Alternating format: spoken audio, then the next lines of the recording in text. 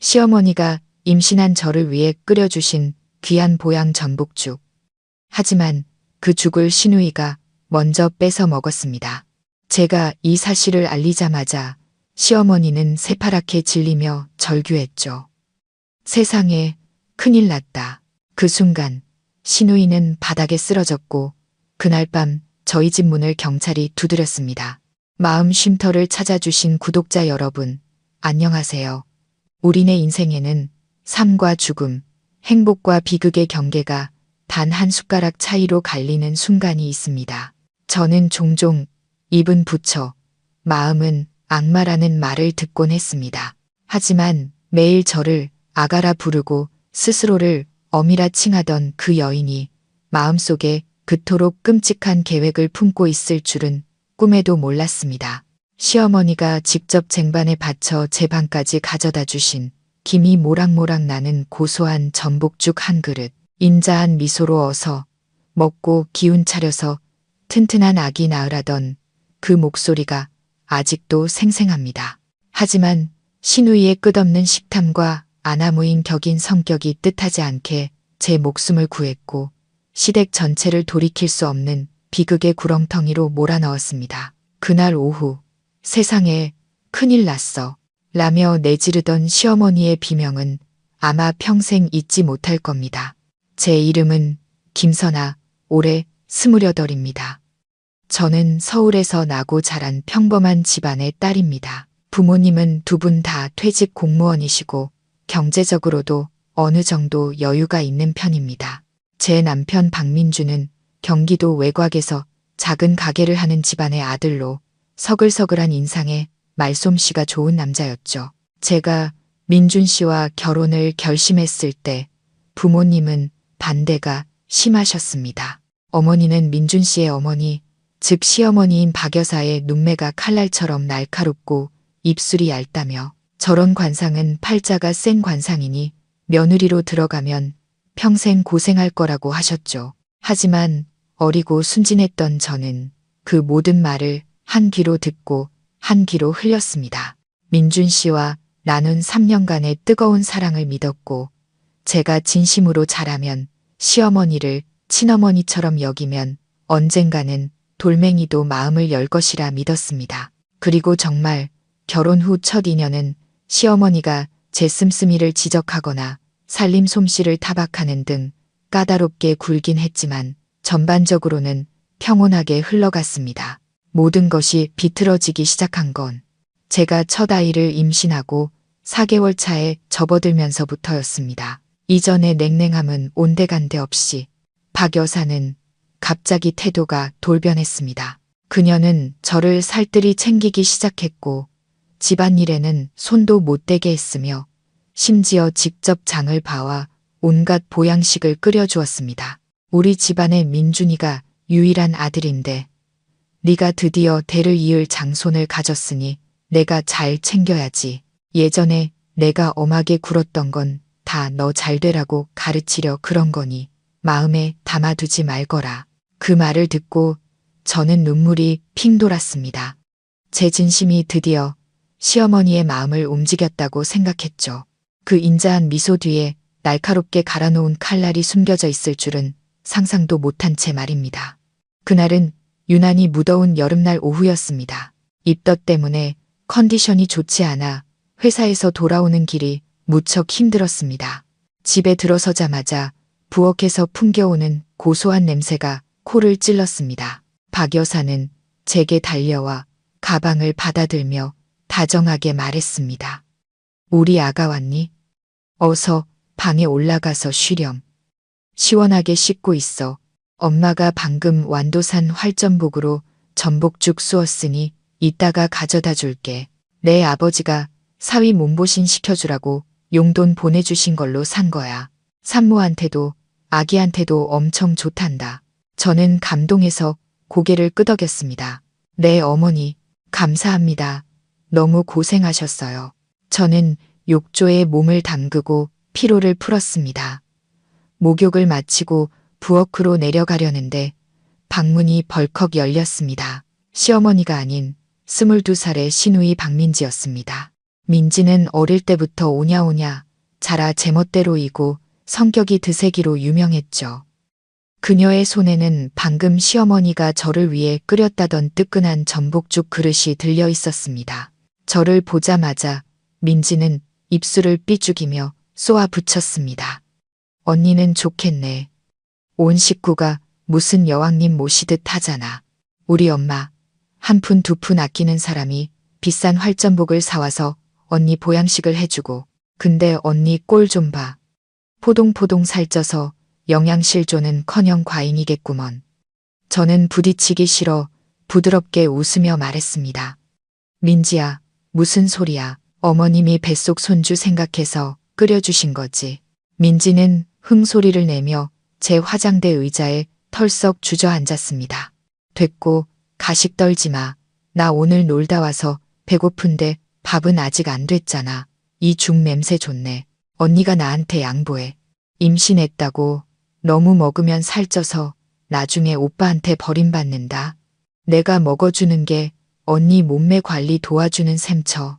그러고는 제가 대답할 틈도 없이 민지는 숟가락으로 죽을 크게 떠서 입으로 가져갔습니다. 이야, 엄마 솜씨 좋은데 역시 비싼 전복이라 그런지 입에 착착 감기네.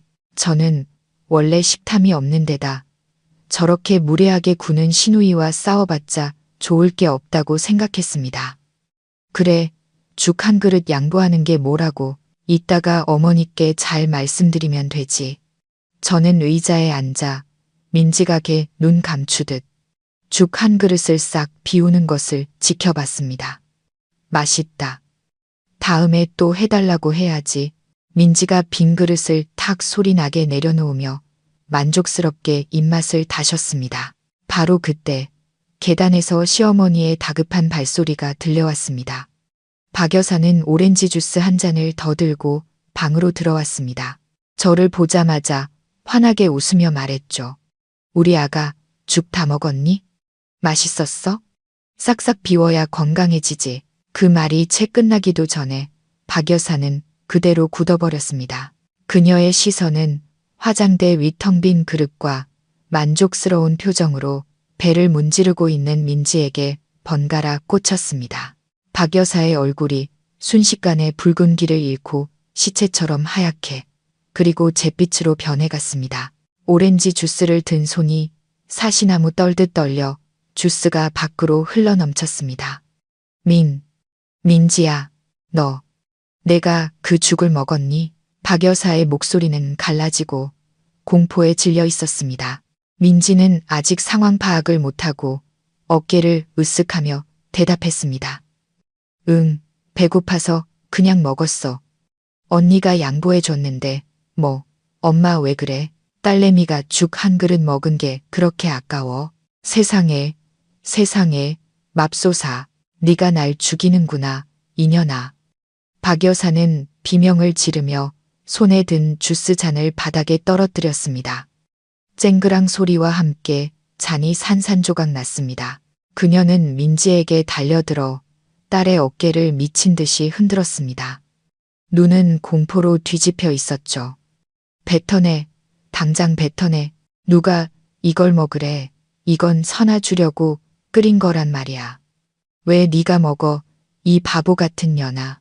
저는 그 자리에 얼어붙은 채 대체 무슨 일이 벌어지고 있는지 이해할 수 없었습니다. 왜 시어머니가 저렇게까지 과민 반응을 하는 걸까요?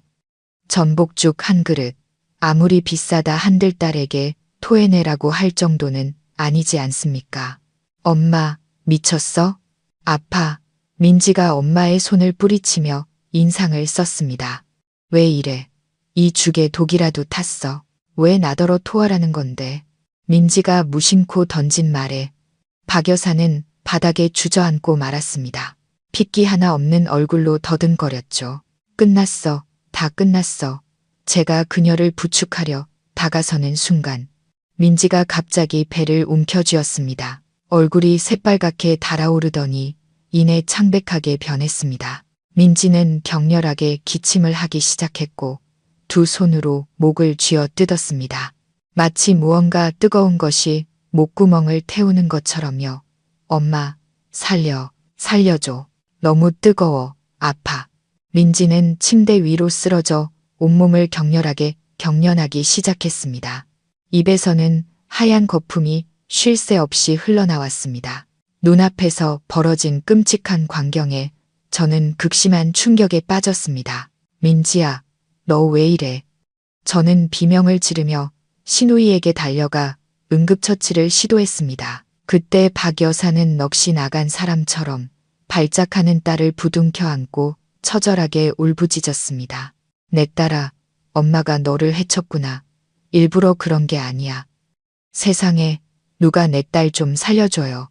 저는 떨리는 손으로 간신히 휴대폰을 꺼내 119에 신고했습니다. 온몸이 후들거렸습니다. 그 순간 제 머릿속에는 등골을 서늘하게 하는 단 하나의 질문만이 맴돌았습니다.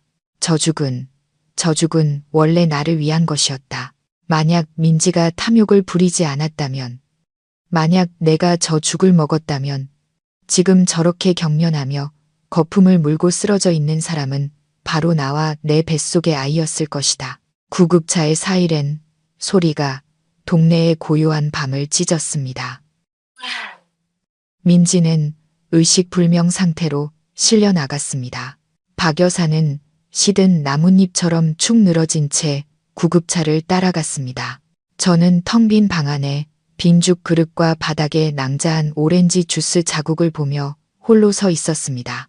그날 밤 충격에서 채 벗어나기도 전에 현관벨이 요란하게 울렸습니다. 문틈으로 내다보니 정복을 입은 경찰관 2명이 엄숙한 표정으로 서 있었습니다. 김선아 씨 맞으십니까? 병원으로부터 형사사건으로 의심되는 식중독 환자 신고가 접수되었습니다.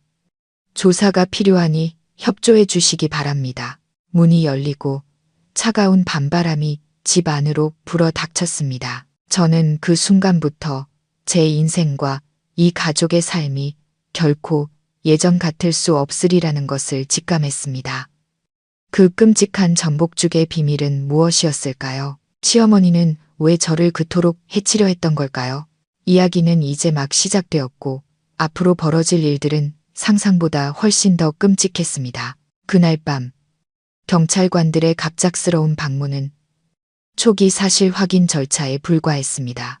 제가 간략하게 사건의 경위를 설명하고 인적사항을 제공하자 그들은 조서를 작성한 뒤 병원 측에서 다른 소식이 오면 즉시 연락하라는 말을 남기고 떠났습니다. 문은 닫혔지만 제 안의 공포는 이제 막 활짝 열리기 시작했습니다. 저는 이 싸늘한 집에 단 한순간도 더 머물 수 없었습니다. 급하게 외투와 지갑을 챙겨 택시를 타고 병원으로 향했습니다.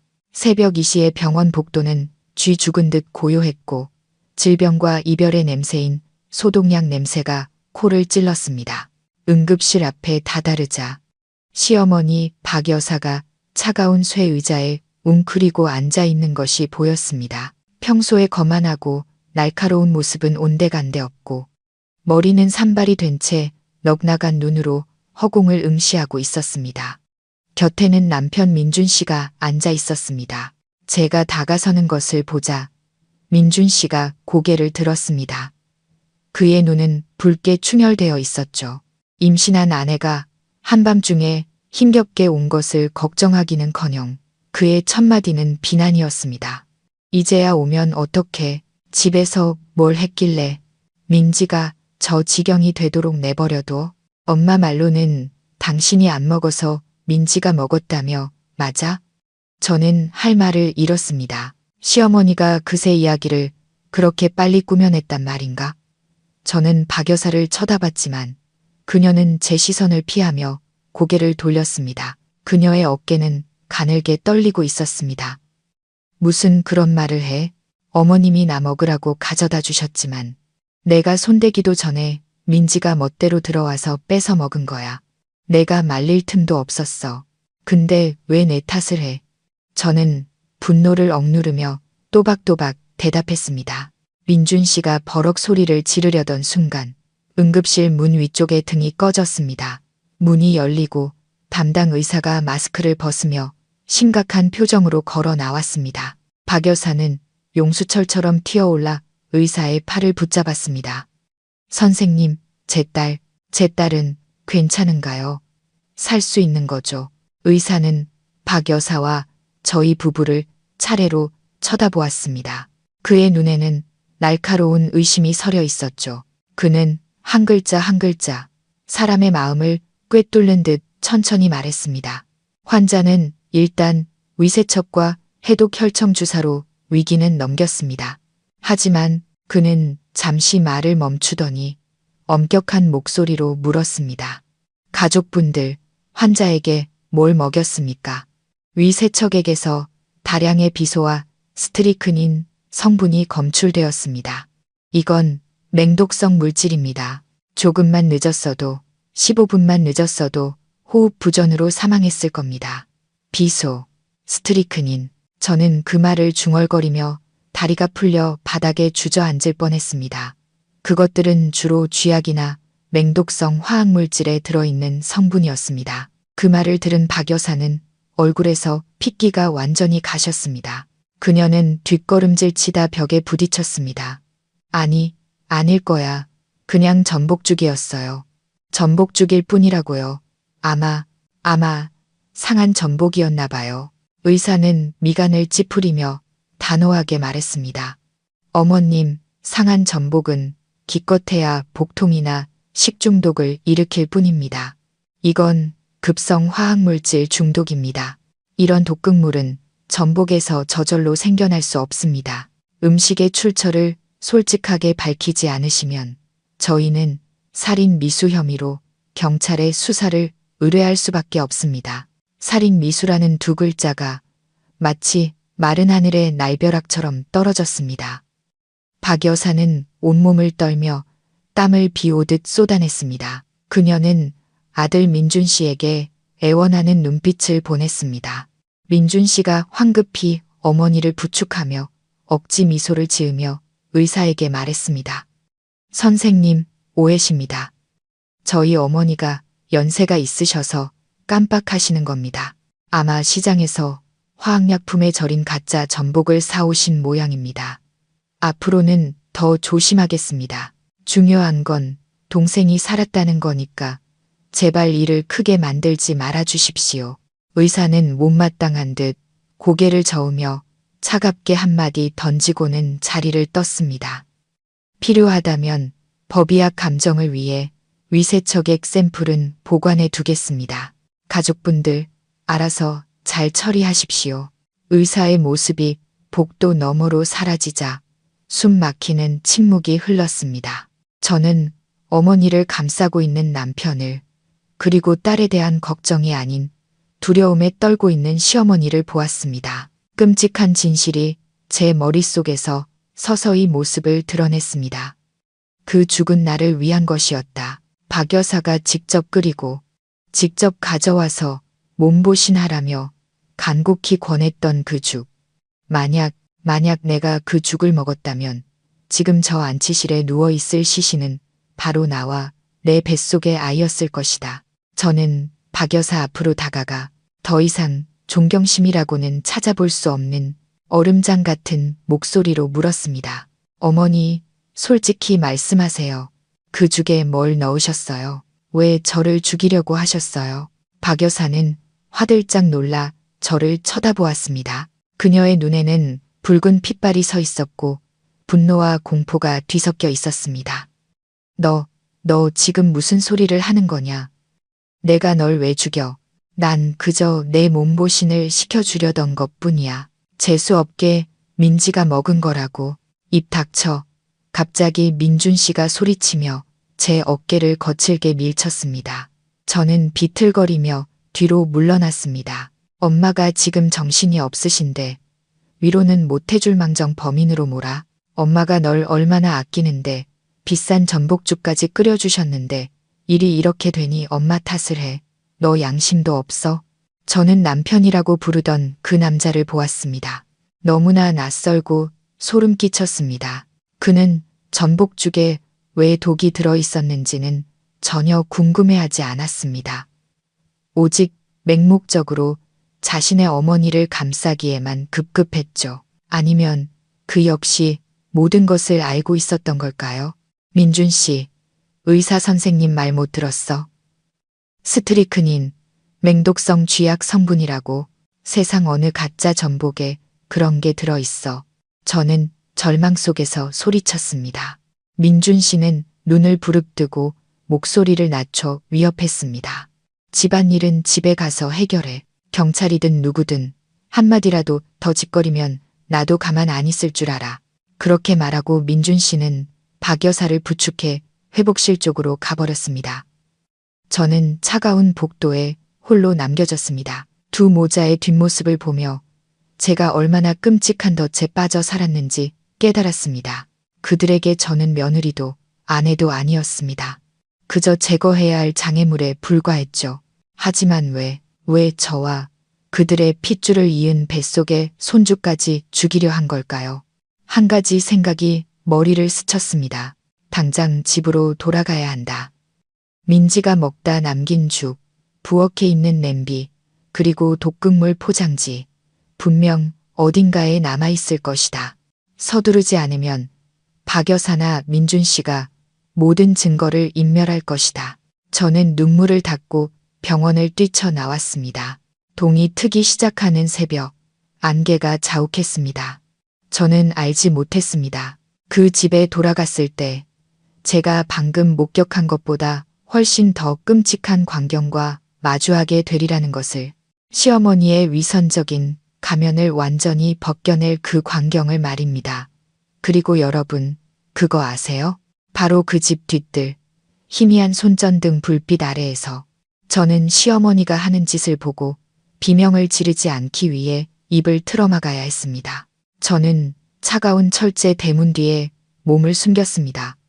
심장이 터질 듯이 뛰었습니다. 새벽의 이슬이 어깨를 적셨지만 바깥의 추위는 제 마음 속에서 퍼져나가는 냉기에 비할 바가 못 되었습니다.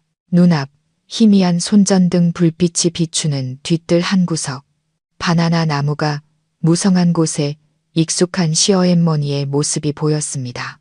박 여사는 민지의 병원비와 옷가지를 챙겨온다며 저보다 20분 먼저 병원을 나섰습니다. 저는 정말 딸을 걱정하는 줄로만 알았는데 실은 다른 음흉한 목적이 있었던 겁니다. 저는 숨을 죽이고 소리가 나지 않게 조심하며 마당을 가로질렀습니다. 나뭇잎 사이로 보니 박 여사가 작은 삽으로 땅을 파고 있었습니다. 그녀 곁에는 아직 희끄무레한 죽 자국이 묻어있는 압력솥과 찢어진 은박 포장지 몇 개가 뒹굴고 있었습니다. 그녀는 땅을 파며 무언가 중얼거렸습니다. 조용한 새벽 공기 속에서도 그 말을 똑똑히 들을 수 있었습니다. 이놈의 식충이 같은 년, 내가 이를 망쳤어. 왜 선아 그년이 아니라 내가 먹어서 꽁꽁 숨겨야지. 경찰한테 들키면 평생 감옥에서 썩어야 해. 저는 터져 나오는 울음을 막기 위해 입을 틀어막았습니다. 그녀는 독을 넣은 것을 후회하는 게 아니었습니다. 독에 당한 사람이 친딸이라는 사실을 안타까워할 뿐이었습니다. 그녀의 악랄함은 이미 인간의 한계를 넘어섰습니다. 남은 죽을 구덩이에 쏟아부은 뒤 박 여사는 은박 포장지를 던져넣고 불을 붙였습니다. 푸른 불꽃이 타오르며 비닐과 화학약품이 타는 역한 냄새가 코를 찔렀습니다. 제가 식자 그녀는 흙을 덮고 위장하기 위해 화분 몇 개를 그 위에 올려놓았습니다. 일을 마친 그녀는 냄비를 들고 부엌으로 들어가 마치 모든 죄의 흔적을 지워버리려는 듯 미친 듯이 닦기 시작했습니다. 저는 떨리는 손으로 휴대폰을 꺼내 그녀의 증거 인멸 과정을 전부 녹화했습니다. 이 영상은 제 목숨을 지켜줄 부적이자 법 앞에서 그녀가 발뺌할 수 없는 증거가 될 것입니다. 거기서 뭐 하는 거야? 갑자기 뒤에서 거친 손이 나타나 제 손목을 낚아채며 휴대폰을 빼앗았습니다. 깜짝 놀라 돌아보니 민준 씨였습니다. 언제부터 와 있었던 걸까요?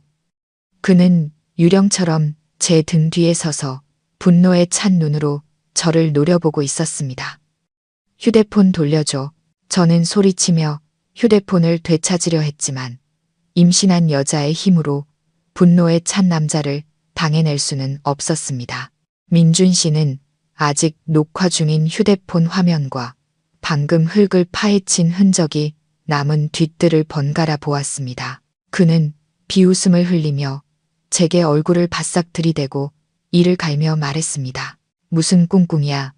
동영상 찍어서 엄마 협박이라도 하려고? 아니면 이거 들고 경찰서 가서 우리 집안 사람들 전부 감옥에 쳐넣으시겠다. 민준 씨, 저길 봐. 엄마가 증거를 인멸하고 있잖아.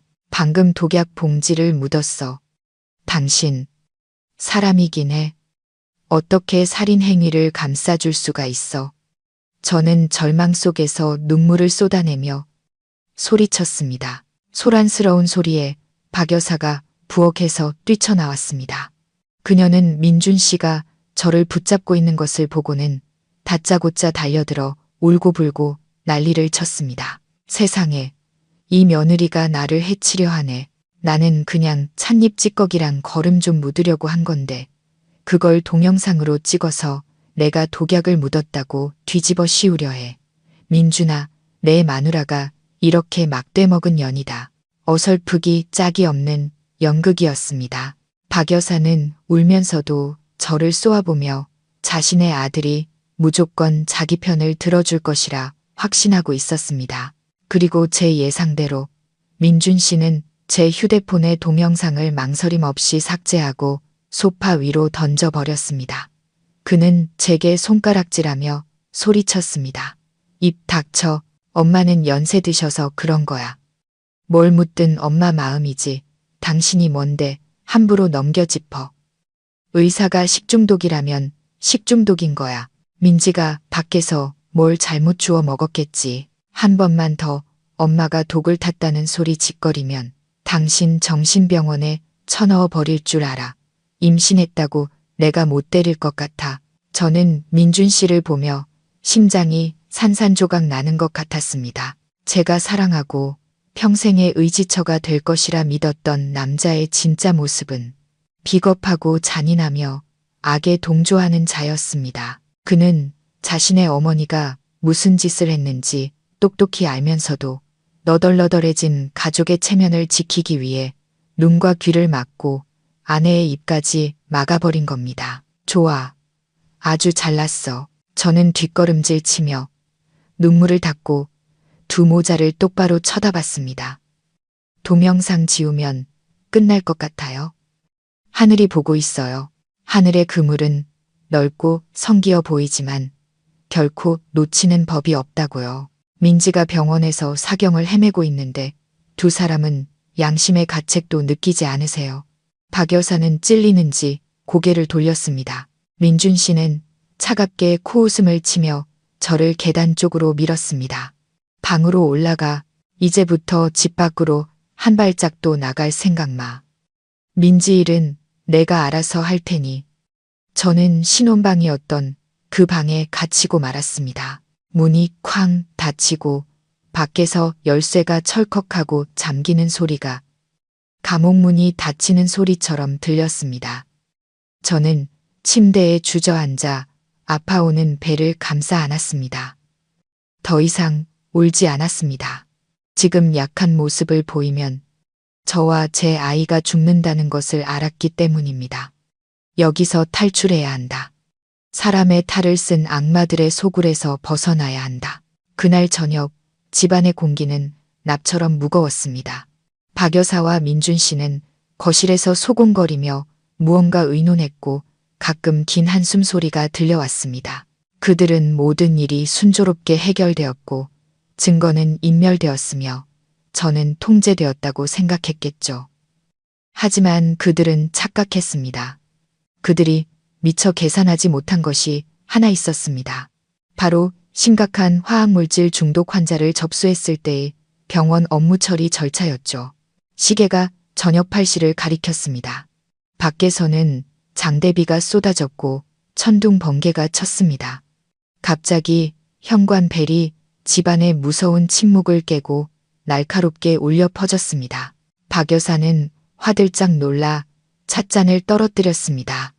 민준 씨는 얼굴색이 변하며 자리에서 벌떡 일어났습니다. 누구지? 이 시간에 박 여사가 떨리는 목소리로 말했습니다.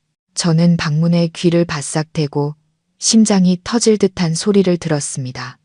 민준 씨가 문을 열러 나가는 소리, 빗장이 철컥 풀리는 소리가 들렸습니다. 그리고 공간 전체를 얼어붙게 만드는 낮고 위험 있는 목소리가 울려 퍼졌습니다. 박민준 씨 되십니까? 저희는 경찰서 강력팀입니다. 피해자 박민지 씨 독극물 투약 사건과 관련하여 이 집에 대한 긴급 압수수색 영장을 집행하러 왔습니다. 협조해 주시기 바랍니다. 그 순간 저는 진짜 폭풍우가 이제 막 이 집에 몰아치기 시작했음을 알았습니다. 박 여사는 어떻게 대처할 것이며 법의 심판이 문을 두드렸을 때 민준 씨는 무슨 짓을 할까요? 무거운 나무 문이 열리자 비바람과 함께 싸늘한 냉기가 거실로 밀려 들어왔습니다. 민준 씨 앞에는 3명의 경찰관이 서 있었습니다. 그들의 우비는 흠뻑 젖어 있었고 얼굴은 엄숙했으며 눈빛은 칼날처럼 날카로웠습니다. 저는 잠긴 침실 문에 귀를 바싹 대고 숨을 죽인 채 아래층의 동태를 살폈습니다. 형사님들, 무슨 일로 이렇게 늦은 시간에. 민준 씨의 목소리는 떨리고 있었지만 애써 태연한 척하며 극도의 혼란을 감추려 했습니다. 그는 입구를 가로막고 서서 문틀을 꽉 붙잡았습니다. 마치 초대받지 않은 손님들이 죄악의 소굴로 들어오는 것을 막으려는 듯이 말이죠. 팀장으로 보이는 경찰관이 한 걸음 앞으로 나서며 신분증과 붉은 직인이 찍힌 서류를 내밀었습니다. 관내 종합병원으로부터 환자 박민지 씨가 고농도의 비소와 스트리크닌 중독으로 위독한 상태로 입원했다는 신고를 받았습니다. 이는 심각한 형사사건의 정황입니다. 현장, 특히 주방을 조사하고 관련 물품을 수집해야 하니 공무집행을 방해하지 마시고 협조해 주시기 바랍니다. 단호한 목소리가 울려 퍼지자 집안의 공기는 굳어버렸습니다. 쨍그랑 소리가 들렸는데 아마 박 여사가 당황해서 찻상을 건드린 모양이었습니다. 그녀는 소파에 웅크리고 앉아 핏기 없는 얼굴로 땀을 비오듯 흘렸습니다. 억울해요, 형사님들. 우리 딸이 밖에서 뭘 잘못 주워 먹은 거지. 집에서는 제가 얼마나 깨끗하게 음식을 하는데요. 제가 국 낳은 엄마인데 어떻게 제 손으로 딸을 해치겠어요. 박 여사가 울며 불며 소리쳤지만 목소리는 공포에 질려 갈라져 있었습니다. 경찰은 그녀의 연기에 동요하지 않았습니다. 어머님, 진정하십시오. 떳떳하시다면 이번 조사는 결백을 증명할 기회가 될 겁니다. 조용히 앉아 계십시오. 그들은 각자 흩어져 일을 시작했습니다. 한 명은 거실에 남아 진술을 받았고 나머지 2명은 주방과 뒤뜰로 향했습니다. 저는 그들의 발소리와 증거 수집 도구가 부딪히는 소리를 들으며 한 줄기 희망과 극심한 공포를 동시에 느꼈습니다. 과연 그들이 아침에 박 여사가 급하게 덮어놓은 그 구덩이를 찾아낼 수 있을까? 오늘 밤 내리는 폭우 같아다. 남은 독약 봉지의 흔적을 모두 씻어버린 건 아닐까? 분위기는 끊어질 듯 팽팽했습니다.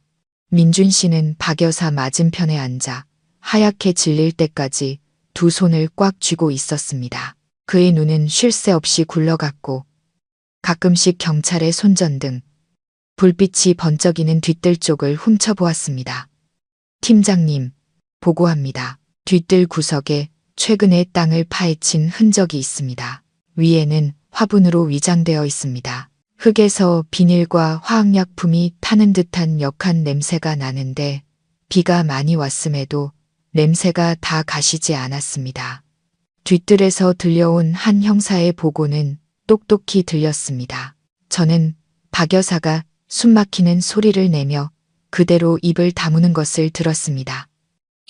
민준 씨는 벌떡 일어나 더듬거렸습니다. 아, 그거 저희 어머니가 죽은 고양이 묻고 쓰레기 좀 태운 겁니다. 형사님. 시골에서는 쓰레기를 그렇게 묻어서 처리하거든요. 고양이 시체를 묻는데 화학약품이 필요합니까? 그리고 왜 흙이 새까맣게 될 때까지 태워야 하죠? 팀장의 날카로운 질문에 민준 씨는 말문이 막혔습니다. 그는 우물쭈물하며 목덜미로 땀을 흘렸습니다. 이 흙과 제 샘플을 채취해서 감정 의뢰하겠습니다. 결과는 곧 나올 겁니다. 1시간가량의 수색과 조서 작성을 마친 경찰들이 떠날 준비를 했습니다. 떠나기 전 팀장은 박 여사와 민준 씨를 돌아보며 의미심장하게 말했습니다. 사건은 현재 수사 중이니 가족 구성원 모두 거주지를 이탈하지 마시기 바랍니다. 증거인멸이나 말맞추기 시도가 발각될 경우 즉시 긴급 체포될 수 있습니다. 그럼 문이 닫히고 집안에는 죽음 같은 침묵이 다시 찾아왔습니다. 하지만 이번의 침묵은 이전과는 달랐습니다. 권력자의 오만함이 아닌 심판을 기다리는 죄인의 공포가 가득했습니다. 민준 씨는 의자에 주저앉아 머리를 감싸 쥐었습니다. 박 여사는 돌처럼 굳어 허공을 응시했습니다. 저는 그들이 두려워하고 있다는 것을 알았지만 정작 저를 고통스럽게 한 것은 그들의 공포가 딸의 생사에 대한 것이 아니라는 점이었습니다. 그들은 단 한 번도 민지의 이름을 입에 올리지 않았습니다. 그들의 공포는 오직 자신들의 범죄가 발각될까봐, 명예를 잃고 감옥에 갈까봐 두려워하는 것이었습니다. 잠시 후 민준 씨의 발소리가 계단을 울렸습니다. 열쇠 소리가 나고 제 방문이 거칠게 열렸습니다. 민준 씨는 문 앞에 서서 흉측한 표정과 핏발선 눈으로 저를 노려봤습니다. 너, 내가 몰래 경찰에 신고했지. 민준 씨가 으르렁거리며 다가왔습니다. 저는 침대에 앉아 고개를 들고 그를 똑바로 쳐다봤습니다. 당신이 뺏어간 휴대폰으로 내가 어떻게 신고를 하겠어? 병원에서 신고한 거야. 하늘이 내린 벌이라고. 민준 씨, 당신 어머니랑 당신 자신을 좀 봐. 지금 뭘 두려워하는 거야? 민지가 죽을까봐, 아니면 뒤뜰의 구덩이가 파헤쳐질까봐. 민준 씨는 저를 때리려는 듯 손을 들었다가 허공에서 멈췄습니다. 아마 제 뱃속에 자신의 아이가 있다는 사실을 기억해냈거나 제 눈빛의 단호함에 주춤했을 겁니다. 그는 손을 내리며 비웃었습니다. 그래, 계속 그렇게 입만 살아서 나불대봐. 증거도 없이 임산부 망상으로 치부될 테니 입 조심하는 게 좋을 거야. 우리 엄마한테 무슨 일이라도 생기면 너랑 내 뱃속에 애 무사하지 못할 줄 알아. 민준 씨는 문을 쾅 닫고 다시 잠가버렸습니다. 저는 감옥 같은 방의 어둠 속에 앉아 있었지만 정신은 그 어느 때보다 맑았습니다. 그들은 나를 죽이려 했다. 그건 사실이다. 하지만 동기가 뭘까? 단순히 며느리가 미워서? 아니, 박 여사는 실리적인 사람이다. 이득이 없다면 움직이지 않을 것이다. 그녀는 내가 임신한 후, 특히 지난달부터 태도가 변했다. 문득 제가 그동안 가족이라는 믿음 때문에 무심코 지나쳤던 한 가지 사실이 떠올랐습니다. 지난달 저는 민준 씨에게 친정 부모님이 어릴 때부터 저를 위해 들어주신 종신보험이 곧 만기가 되어 찾을 수 있고 외할머니 유산과 저축을 합치면 꽤 큰 돈이 생긴다고 자랑했었습니다. 그때 민준 씨의 눈이 이상하게 빛났고 며칠 뒤부터 박 여사가 전복죽을 끓이며 제게 과도한 관심을 보이기 시작했습니다. 전율이 등골을 타고 흘렀습니다. 이 모든 다정한 연극과 독이 든 전복죽은 결국 돈 때문이었던 것이다. 만약 내가 죽으면 그 재산의 합법적인 상속자는 누가 될까? 바로 내 남편 민준이다. 그렇다면 내가 과거에 겪었던 모든 일들, 무심코 지나쳤던 작은 징후들은 모두 오래전부터 계획된 잔혹한 음모의 조각들이었던 것이다. 어둠이 신혼방을 삼키고 저는 외로움과 냉기 속에 홀로 남았습니다. 밖에 빗소리는 잦아들고 처마에서 떨어지는 낙수 소리만 들렸습니다. 저는 침대에 웅크리고 앉아 배를 감싸 안고 뱃속의 작은 생명에게 온기를 전하려 애썼습니다. 그 고요함 속에서 제 머릿속은 이 집에 며느리로 들어온 첫날부터의 기억들을 느리게 되감고 있었습니다. 모든 것을 다시 꿰맞춰야 했다. 악은 저절로 태어나지 않는다. 그것은 탐욕과 이기심을 자양분 삼아 매일 자라나는 것이다. 제가 처음 시집왔을 때부터 박 여사는 저를 반기지 않았습니다. 그녀에게 돈은 세상 무엇보다 중요한 것이었죠. 신혼 첫날 밤, 그녀는 방문을 두드리고 들어와 젊은 부부가 낭비할 수 있다며 예물로 받은 금을 모두 자신에게 맡기라고 했습니다. 제가 사업 자금으로 쓰고 싶다며 정중히 거절하자 그녀는 혀를 차며 벌써부터 시댁이란 계산적이네. 저렇게 영악해서 누가 예뻐해 주겠어라고 중얼거렸습니다. 지난 2년간 그녀는 제가 사는 채소 한 단, 생선 한 마리까지 간섭했습니다. 제가 새 옷을 사면 사치스럽다고 했고 친정에 작은 선물을 하면 우리 집 물건 빼돌려 친정배에 불린다고 비아냥거렸습니다. 남편 민준 씨는 가끔 제 편을 들어주긴 했지만 대부분은 침묵으로 일관했습니다. 그는 늘 엄마는 원래 아끼는 분이니 네가 좀 참아라고 말했죠. 저는 참았습니다. 착한 며느리가 되기 위해 노력했고 제 월급으로 생활비를 충당하고 집안 살림을 채우며 언젠가 인정받기를 바랐습니다. 하지만 저는 틀렸습니다. 제 친절은 그들의 탐욕을 더욱 키울 뿐이었습니다. 이 비극의 전환점은 제가 임신했을 때가 아니라 정확히 한 달여 전 어느 저녁이었습니다. 그날은 외할머니의 제삿날이었습니다. 제사를 마친 후 친정 부모님은 저를 따로 부르시더니 서류 뭉치를 건네주셨습니다. 부모님이 제가 어릴 때 들어주신 거액의 종신보험 계약서였는데 만기가 된 것이었죠. 외할머니 유언으로 남겨주신 상속 재산과 부모님이 모아주신 돈을 합하니 총액이 3억 원이 넘었습니다. 부모님은 이건 내 비상금이니 아무에게도 말하지 말고 잘 가지고 있어라. 여자도 자기 몫이 있어야 당당하게 살 수 있다고 하셨습니다. 하지만 남편을 절대적으로 믿었던 저는 부모님 말씀을 듣지 않았습니다. 그날 밤 집에 돌아와 기쁜 마음에 민준 씨에게 자랑했습니다. 오빠, 부모님이 나한테 큰돈을 주셨어. 3억 원이 넘어. 이 돈으로 집 수리해서 어머니 편하게 해드리고 오빠 가게 확장하는데 투자할까? 저는 그때 민준 씨의 눈빛을 똑똑히 기억합니다. 그것은 평범한 기쁨의 눈빛이 아니었습니다. 탐욕과 계산으로 번뜩이는 기이한 빛이었죠. 그는 제 손을 꽉 잡고 몇 번이나 되물었습니다. 정말이야? 현금이야? 통장이야? 당신 명의야? 부모님 명의야? 만약 당신한테 무슨 일이 생기면. 그러니까 명예 이전 같은 건 절차가 복잡하지 않아. 그때는 그냥 그가 생각이 깊다고만 여겼습니다. 하지만 바로 다음 날 아침부터 시댁 식구들의 태도가 180도 바뀌었습니다. 까칠하던 박 여사는 닭살이 돋을 정도로 다정해졌습니다. 그녀는 저를 우리 딸이라 부르기 시작했고 집안일을 도맡아 했으며 특히 제게 보양식을 챙겨주기 시작했습니다. 그녀는 늘 제가 그 음식을 다 먹는 것을 확인하고 나서야 자리를 떴습니다. 저는 그것이 뱃속의 손주를 향한 사랑이라고 믿었습니다.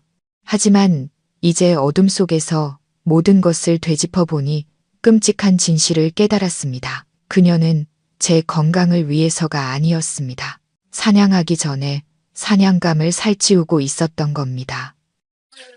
왜 민준 씨는 요즘 들어 일찍 나가고 늦게 들어왔을까? 왜 낯선 번호로 전화가 오면 긴장한 채 베란다로 나가 받았을까?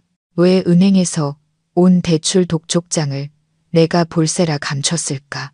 아마 민준 씨는 빚이 있었을 겁니다. 가게 수입으로는 감당할 수 없는 거액의 빚, 그리고 제 돈 3억 원이 그들이 본 유일한 구명줄이었던 겁니다. 하지만 그 돈은 제 명의의 재산인데 어떻게 빼앗을 수 있을까요? 방법은 하나뿐이었습니다. 제가 죽거나 의사 무능력자가 되는 것. 만약 제가 임신 중에 죽으면 상속법에 따라 남편이 최우선 상속자가 됩니다. 또는 제가 식중독 후유증으로 정신이 온전치 못하게 되면 재산관리권은 합법적인 남편에게 돌아갑니다. 비소와 스트리크닌이든 그 전복죽은 저를 즉사시키기 위한 것이 아니었을 겁니다. 제가 그 죽을 다 먹었다면 유산을 하고 장기가 서서히 망가져 고통 속에서 죽어가거나 그들이 조종하기 쉬운 식물인간이 되었겠죠. 세상에 사람의 마음이 어찌 이리도 거물 수 있단 말입니까? 그들은 제가 해준 밥을 먹고 제가 번 돈을 쓰면서 머릿속으로는 저를 어떻게 하면 빨리 저 세상으로 보낼지 계산하고 있었던 겁니다. 저는 가슴을 부여잡았습니다. 눈물은 이미 말라버렸습니다. 이제 남은 것은 분노와 그 어느 때보다 강렬해진 생존 본능뿐이었습니다. 죽을 수 없다. 제 아이가 그들의 더러운 계략에 희생되게 둘 수 없다. 그리고 친정 부모님의 피땀 어린 돈을 그들의 빚을 갚는데 쓰게 할 수도 없다. 시계를 보니 새벽 3시였습니다. 아래층에서는 아직 발소리가 들렸습니다. 분명 민준 씨와 박 여사가 경찰에 대응할 방법을 논의하고 있을 겁니다. 그들은 제가 방 안에서 두려움에 떨고 있는 연약한 여자라고 생각하겠지만 착각이었습니다. 그들은 일주일 전 제 제안에 따라 민준 씨가 직접 도둑 방지용 CCTV를 설치했다는 사실을 잊고 있었습니다. 하지만 그는 게을러서 관리자 계정을 자신의 휴대폰에 설정하지 않고 모든 권한을 제게 넘겼습니다. 그리고 더 중요한 것, 저는 일주일 전 출산 준비물을 사면서 녹음과 실시간 휴대폰 전송이 가능한 아주 작은 아기 모니터링 캠을 샀다는 사실을 기억해냈습니다. 아기가 잘 자는지 보려고 산 것이었죠. 만약 그들이 돌을 던져 손을 숨기는 게임을 하고 싶다면 저는 그들에게 자승자박이 무엇인지 보여줄 것입니다. 저는 이 집을 덫으로 만들 것입니다. 그들의 모든 말과 행동이 빛 아래 드러나게 할 것입니다. 저는 살금살금 침대에서 내려와 서랍장을 뒤졌습니다. 손바닥 안의 작은 카메라는 비밀 병기처럼 느껴졌습니다. 저는 어둠 속에서 차갑게 미소 지었습니다. 아가야, 이제 엄마랑 반격 시작하자. 저는 조심스럽게 휴대폰을 들었습니다. 다행히도 민준 씨의 오만함과 방심이 그의 발목을 잡았습니다. 아까 동영상을 삭제한 후 그는 임신한 여자가 방에 갇혀서 뭘 할 수 있겠냐는 듯 경멸적인 태도로 휴대폰을 돌려줬습니다. 하지만 민준 씨는 한 가지를 잊고 있었습니다. 이 집의 CCTV는 그가 설치했지만 관리 프로그램을 휴대폰에 설치하고 비밀번호를 가진 사람은 바로 저라는 사실을 말이죠. 저는 떨리는 손으로 CCTV 앱을 열었습니다. 화면에는 거실, 주방, 뒤뜰, 정문에 해당하는 4개의 작은 화면이 나타났습니다. 저는 거실 화면을 확대했습니다. 적외선 카메라의 흑백 영상이 선명하게 보였습니다. 박 여사와 민준 씨가 소파에 마주 앉아 있었습니다. 화면을 통해서도 숨막히는 긴장감이 느껴졌습니다. 저는 소리를 최대로 키우고 스피커를 귀에 바싹 댔습니다. 그들의 대화가 독침처럼 제 귀에 박혔습니다. 어머니, 이제 어떡해요? 경찰이 의심하고 있어요. 뒤뜰 흙 가져가서 검사했는데 비소라도 나오면 저랑 어머니 둘 다 끝장이에요. 민준 씨의 목소리는 공포에 질려 떨리고 있었습니다. 박 여사는 한숨을 쉬며 아들을 질책했습니다. 내가 말했지. 일 처리는 깔끔하게 해야 한다고. 누가 그렇게 독한 약을 사오랬어. 난 그냥 유산시키거나 정신을 좀 오락가락하게 할 정도의 약이면 된다고 했잖아. 내가 욕심부려서 빨리 돈 받아내려고 강한 걸 쓴 거 아니야. 그러니 결국 민지 그 애한테 화가 미친 거지. 저는 입을 틀어막았습니다. 눈물이 흘렀지만 소리 내어 울 수는 없었습니다. 맹독을 사용하자고 한 주범은 박 여사뿐만 아니라 제 남편 민준 씨였던 겁니다. 제가 사채업자한테 빚진 돈이 5억이에요. 어머니, 5억. 도박 빚이라고요. 이번 달 말까지 못 갚으면 제 목숨이 위험해요. 선아한테 보험금이랑 유산 합쳐서 3억이 넘게 있잖아요. 걔만 죽으면 제가 남편이니까 다 상속받는다고요. 그럼 빚 갚고도 사업 자금이 남는데 민지가 그렇게 식탐이 많을 줄 누가 알았겠어요. 박 여사가 민준 씨의 뺨을 세게 후려쳤습니다. 이 멍청한 놈, 네가 내 동생을 망치고 나까지 망쳤어.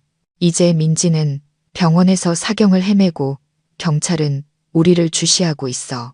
방에 있는 선아는 어쩔 거야? 걘 이미 모든 걸 알고 있다고. 아까 뒤뜰에서 날 쳐다보는 눈빛이 날 잡아먹을 것 같았어. 민준 씨는 고개를 들었습니다. 그의 얼굴에는 제가 한 번도 본 적 없는 잔인함이 서려 있었습니다. 그는 이를 갈며 말했습니다. 알면 어때요? 증거는 없잖아요. 동영상은 제가 지웠어요. 이제 우리가 흙을 백으로 만들면 돼요. 차라리 모든 죄를 걔한테 뒤집어 씌우는 거예요. 어떻게? 박 여사의 눈이 번뜩였습니다. 경찰한테 선아가 민지를 질투해서 그랬다고 말하는 거죠. 엄마가 민지만 예뻐해서 아니면 임신 우울증 때문에 정신이 불안정해서 죽의 약을 타서 자살하려고 했는데 민지가 잘못 먹었다고 하는 거예요. 어차피 죽은 엄마가 걔 방으로 가져다 줬으니 그 사이에 걔가 뭘 넣었는지 누가 알겠어요? 저는 온몸에 피가 차갑게 식는 것을 느꼈습니다. 그들의 비열함은 인간의 상상을 초월했습니다. 그들은 제 돈을 빼앗기 위해 저를 죽이려 했을 뿐만 아니라 계획이 실패하자 이제는 저를 살인범, 정신병자로 만들어 민준 씨가 보호자 자격으로 재산을 차지하려 하고 있었습니다. 그 방법 괜찮네. 하지만 선아, 걔가 입이 살아서 가만히 있지 않을 거야. 그럼 영원히 입을 다물게 만들면 되죠. 민준 씨가 손으로 목을 긋는 시사를 했습니다. 아니면 좀 더 부드럽게 엄마가 태아한테 좋은 약이라면서 수면제를 다량으로 타서 주는 거예요. 계속 잠만 자게 만드는 거죠. 경찰이 물으면 헛소리 한다고 하고 민지 일이 잠잠해지면 정신병원에 보내버리는 거예요. 집문서랑 통장은 제가 어떻게든 서명 위조해서 빼내면 되고요. 그래, 그렇게 하자. 내일 아침에 내가 죽을 끓일게. 이번에는 수면제를 넣을 거야. 너는 문단속 잘하고 걔가 누구랑 연락하거나 도망치지 못하게 감시해. 대화가 끝났습니다. 두 모자는 범죄의 공모자들처럼 서로를 마주 보았습니다. 저는 떨리는 손으로 화면 녹화 버튼을 눌러 그 끔찍한 영상과 음성을 클라우드의 비밀 폴더에 저장했습니다. 이것이 바로 살아있는 증거였습니다. 하지만 동시에 저는 제 상황이 얼마나 위태로운지 깨달았습니다. 내일 아침 또 다른 죽이 올라올 것이고 이번에는 저를 미치광이로 만들 다량의 수면제가 들어있을 것입니다. 내일 아침까지 기다릴 수 없다. 오늘 밤 당장 행동해야 한다. 하지만 문은 잠겨 있고 열쇠는 민준 씨 주머니에 있는데 어떻게 탈출할 수 있을까? 그리고 더 중요한 것은 이 악마들을 상대로 판을 뒤집기 위해서는 강력하고 현명한 조력자가 필요했습니다. 저는 휴대폰 주소록을 보다가 한 이름에서 손가락을 멈췄습니다. 사랑하는 엄마, 남대문 시장에서 원단 장사를 하며 잔뼈가 굵은 억척스러운 우리 엄마, 예전에 박 여사의 관상이 좋지 않다고 경고했던 바로 그분. 우리 엄마에게는 돈뿐만 아니라 제가 한 번도 의지할 필요가 없었던 사회적 인맥이 있었습니다. 저는 짧지만 모든 위급함을 담은 메시지를 보냈습니다. 엄마, 살려줘. 도박 빚 5억 갚으려고 날 죽이고 3억을 뺏으려 해. 증거 있어. 전화는 하지 마. 내일 새벽 5시에 뒷문으로 와. 예비 열쇠 던져줄게. 메시지를 보낸 후 즉시 흔적을 지웠습니다. 심장이 터질 것 같았습니다. 과연 엄마가 제 시간에 메시지를 읽을 수 있을까? 제가 이 악마의 소굴에서 오늘 밤을 무사히 넘길 수 있을까? 바로 그때 계단에서 다시 발소리가 들렸습니다. 박 여사의 슬리퍼 끄는 소리가 제 방 쪽으로 다가오고 있었습니다. 이 시간에 무슨 일일까? 제가 잠들었는지 확인하러 온 걸까? 아니면 지금 당장 손을 쓰려는 걸까? 방문이 흔들리기 시작했습니다. 과연 저는 박 여사 모자의 소나기에서 벗어날 수 있을까요? 그리고 제 현명한 어머니는 딸을 구하기 위해 어떤 일을 벌일까요? 문고리가 철컥 돌아가는 소리가 밤의 정적을 깼습니다. 저는 황급히 휴대폰 화면을 끄고 베개 밑에 숨긴 뒤 이불을 머리끝까지 뒤집어 쓰고 깊이 잠든 척했습니다. 심장이 너무 세게 뛰어 밖에서도 들릴 것만 같았습니다. 문이 살짝 열리고 복도의 빛이 방 안으로 스며들어 벽에 한 여인의 그림자를 길게 드리웠습니다. 박 여사였습니다. 그녀는 불도 켜지 않고 제 침대 근처로 살금살금 다가왔습니다. 저는 숨을 죽였습니다. 그녀가 제 얼굴 가까이 다가왔을 때 파스 냄새가 섞인 숨결이 느껴졌습니다. 그녀는 한참 동안 제가 정말 잠들었는지 확인하는 듯 서 있었습니다. 그러고는 나지막이 중얼거렸습니다. 죽은 듯이 자는구나. 내일이면 영원히 못 일어날 텐데 말이다, 아가야. 그 말에 온몸의 털이 곤두섰습니다. 그녀는 이불을 가볍게 토닥여주고는 몸을 돌려 문을 닫고 나갔습니다. 다시 한번 열쇠가 철컥 잠기는 소리가 들렸습니다. 저는 어둠 속에서 눈을 부릅떴습니다. 그녀는 제게 마지막 인사를 하러 왔던 걸까요? 그 밤은 영원처럼 길었습니다. 새벽 5시, 밖이 아직 어둑할 때 정문 쪽에서 큰 소리가 났습니다. 조용한 노크가 아닌 문을 쾅쾅 두드리는 소리와 함께 동네 전체의 정적을 깨는 다급한 외침이 들렸습니다. 사부인, 민준아, 문 열어. 집에 아무도 없어. 당장 문 열어. 엄마의 목소리였습니다. 엄마는 일부러 소란을 피워 이웃들의 주의를 끌고 박 여사 모자가 함부로 행동하지 못하게 만들었습니다. 아래층에서 민준 씨가 허둥지둥 뛰어다니는 소리와 박 여사가 욕설을 중얼거리는 소리가 들렸습니다. 잠시 후 대문이 끼익 열리는 소리가 났습니다. 아니, 사부인, 이 새벽에 무슨 일로 이렇게 문을 두드려요? 동네 사람들 보기 창피하게 박 여사의 날카로운 목소리가 들렸습니다. 엄마는 지지 않았습니다. 창피한 게 문제야.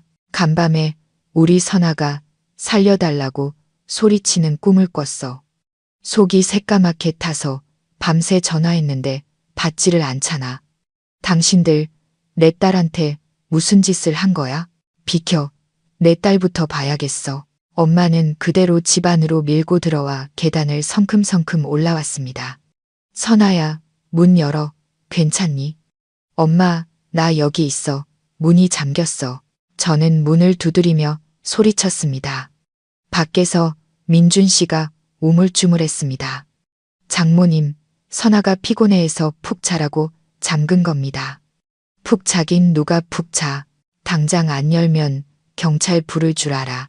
엄마의 위험 있는 호통에 민준 씨는 어쩔 수 없이 문을 열었습니다. 문이 열리자마자 엄마는 저를 와락 껴안았습니다.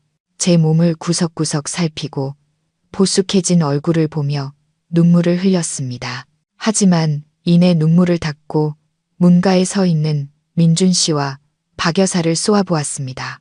내 딸이 임신 중인데 어떻게 돌봤길래 애가 이 모양이 꼴이야. 똑똑히 들어도 오늘부터 내가 여기서 내 딸 돌볼 거야. 누구든 막으면 가만 안 있을 줄 알아. 엄마의 기세에 두 모자는 주춤했습니다. 박 여사는 어쩔 수 없이 억지 미소를 지으며 말했습니다. 사부인도 참, 그럼 편히 계세요. 저는 아침 식사 준비하러 가볼게요. 방문이 닫히고 방 안에 모녀만 남게 되자 분위기는 즉시 바뀌었습니다. 엄마는 저를 CCTV 사각지대로 끌고 가 날카로운 눈빛으로 속삭였습니다. 선아야, 증거 보여줘. 저는 떨리는 손으로 어젯밤 녹화한 동영상을 보여주었습니다. 엄마는 영상을 보는 내내 턱을 굳게 다물고 손은 침대 시트를 꽉 쥐고 있었습니다. 영상이 끝나자 엄마는 깊은 숨을 내쉬었습니다. 짐승만도 못한 것들. 민준이 그놈이 저렇게까지 쓰레기인 줄은 몰랐네. 도박 빚 때문에 처자식을 죽이려 해. 엄마, 이제 어떡해? 당장 경찰에 신고하자. 제가 엄마의 손을 잡고 애원했습니다. 엄마는 고개를 저었습니다. 남대문 시장에서 잔뼈가 굵은 장사꾼의 노련한 눈빛이었습니다. 안 돼. 지금 신고하면 저것들은 잡아댈 거야. 동영상은 좋은 증거지만 직접적인 피해가 없으면 살인 미수 혐의를 입증하기 힘들어. 변호사 사서 그냥 화가 나서 한 소리였다고 둘러댈 수도 있고. 게다가 민지는 아직 의식이 온전치 않잖아. 엄마는 제 어깨를 꽉 잡고 말했습니다. 엄마 말 잘 들어. 호랑이를 잡으려면 호랑이 굴로 들어가야 해. 저것들이 원하는 게 돈이지. 그럼 돈을 미끼로 쓰는 거야. 스스로 정체를 드러내게 만들어서 빠져나갈 구멍이 없게. 그게 무슨 말이야. 너는 어젯밤 대화에 대해 아무것도 모르는 척해. 민지 일 때문에 충격받고 두려워하는 연약한 며느리 연기를 하는 거야. 이따가 내가 너랑 연극을 좀 할게. 내가 너한테 법적인 문제가 생길까봐 걱정돼서 땅 팔고 적금 깨서 합의금이라도 마련해 주겠다고 할 거야. 돈 냄새를 맡으면 저 짐승들은 경계심을 풀게 될 거야. 하지만 너무 위험하잖아, 엄마. 엄마가 여기 있는데 누가 내 머리카락 한 올이라도 건드리겠어. 내 외삼촌한테 이미 연락해뒀어. 강력팀 형사인데 지금 밖에서 조용히 감시하고 있을 거야. 너는 연기만 잘하면 돼. 여자의 눈물은 무기지만 차가운 머리가 널 승리로 이끌 거다. 바로 그때 문을 두드리는 소리와 함께 박 여사의 목소리가 들렸습니다. 사부인, 선아야, 아침 식사하러 내려오렴. 소고기 묵국 끓여놨어. 엄마는 제게 윙크를 하고는 큰 소리로 대답했습니다. 네, 곧 내려갈게요. 그리고 제게 속삭였습니다. 저것들이 주는 건 절대 아무것도 먹지 마. 엄마가 확인하기 전까지는 이제 전쟁 시작이야, 딸. 저는 심호흡을 하고 엄마의 든든한 등 뒤를 따라 나섰습니다. 더 이상 혼자가 아니었습니다. 내 인생의 강철 같은 여인, 우리 엄마가 왔고 이제 시댁 식구들에게 평생 잊지 못할 교훈을 가르쳐 줄 것입니다. 하지만 엄마의 계획이 시작되기도 전에 병원에서 걸려온 한 통의 전화가 모든 것을 뒤흔들었습니다. 식탁에 막 앉았을 때 민준 씨의 휴대폰이 요란하게 울렸습니다. 전화를 받은 그의 얼굴이 새하얗게 질렸습니다. 그는 저와 박 여사를 번갈아 보며 더듬거렸습니다. 어머니, 민지가 깨어났대요. 그런데 의사 말이 지금 극도로 불안해하면서 형수님만 찾는다고 자기가 누가 독을 탔는지 안다고 소리치고 있대요. 박 여사의 손에서 국그릇이 쨍그랑 소리를 내며 바닥으로 떨어졌습니다. 가장 중요한 증인이 깨어났을 때 무슨 일이 벌어질까요? 민지는 과연 무슨 말을 할까요? 그리고 박 여사가 딸의 입을 막기 전에 저희 모녀는 제 시간에 병원에 도착할 수 있을까요? 뜨거운 국그릇이 바닥에서 산산조각 났습니다. 박 여사는 아랑곳하지 않고 핏기 없는 얼굴로 허공을 응시했습니다. 민지가 깨어났다는 소식은 그녀에게 사형 선고나 다름없었습니다. 민준 씨는 휴대폰을 떨어뜨릴 뻔했습니다. 어머니, 민지가 선아를 찾는데요. 누가 독을 탔는지 안다고. 안 돼. 박 여사가 비명을 질렀습니다.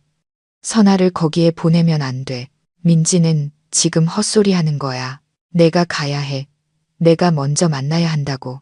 그녀가 문 밖으로 뛰쳐나가려 했지만 엄마가 한 발 빨랐습니다. 엄마는 입구를 막아서며 단호하게 말했습니다. 박 사부인, 진정해요. 민지가 선아를 찾았지 사부인을 찾은 게 아니잖아요. 그렇게 막는 걸 보니 못 질리는 거라도 있어요. 딸이 무슨 말할까봐 두려운 거예요. 박 여사는 말문이 막혔습니다. 무슨 그런 억측을. 나는 걔 엄마니까 걱정돼서 그러는 거예요. 걱정되면 같이 가요. 엄마가 말을 잘랐습니다. 다 같이 가서 애가 무슨 말을 하고 싶은지 들어봅시다. 선아야, 옷 갈아입어라. 엄마가 데려다 줄게. 민준 씨가 막으려 했지만 엄마의 날카로운 눈빛에 어쩔 수 없이 물러섰습니다. 지금 소란을 피우면 자신들에게 더 불리하다는 것을 알았기 때문입니다. 병원으로 가는 택시 안의 공기는 숨 막힐 듯 무거웠습니다. 저는 엄마의 손을 꽉 잡고 애써 평정을 유지하려 했지만 속은 타들어가는 것 같았습니다. 민지는 무엇을 알고 있을까? 과연 그녀는 엄마와 오빠의 죄를 밝힐 만큼 정신이 온전할까? 병원 중환자실 앞 의사가 우리를 보고 곤란한 표정으로 다가왔습니다.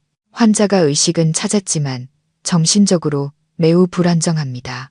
특히 가족들을 보면 발작 증세를 보이고 있습니다. 오직 형수인 김선아 씨만 만나고 싶다고 요청했습니다. 제가 꽤 낳은 엄마예요. 들여보내줘요. 박 여사가 소리치며 안으로 들어가려 했습니다. 의사가 그녀를 막았습니다. 죄송하지만 어머님을 보자마자 환자가 경미한 경련을 일으켰습니다. 잠시만 기다려 주십시오. 김선아 씨 먼저 들어가시되 5분만 허용됩니다. 박 여사는 그 자리에 얼어붙었습니다. 피를 나눈 딸이 이제는 자신을 악마처럼 두려워하고 있었습니다. 저는 그녀를 보며 연민 대신 탐욕의 대가가 얼마나 비참한지 생각했습니다. 병실에 들어서자 소독약 냄새가 코를 찔렀습니다. 민지는 온몸에 링거줄을 꽂은 채 하얗게 질린 얼굴로 누워 있었습니다. 저를 보자 민지는 힘겹게 몸을 일으키려 애쓰며 떨리는 손을 뻗었습니다. 언니, 쉰 목소리가 겨우 흘러나왔습니다. 저는 그녀의 차갑고 축축한 손을 잡았습니다. 언니 여기 있어, 민지야. 괜찮아. 무서워하지 마. 민지는 저를 뚫어지게 쳐다보며 눈물을 흘렸습니다. 그녀는 제 손을 끌어당겨 문틈으로 엿보고 있는 박 여사와 민준 씨를 흘끗 보며 속삭였습니다. 언니, 도망쳐. 어서. 뭐라고?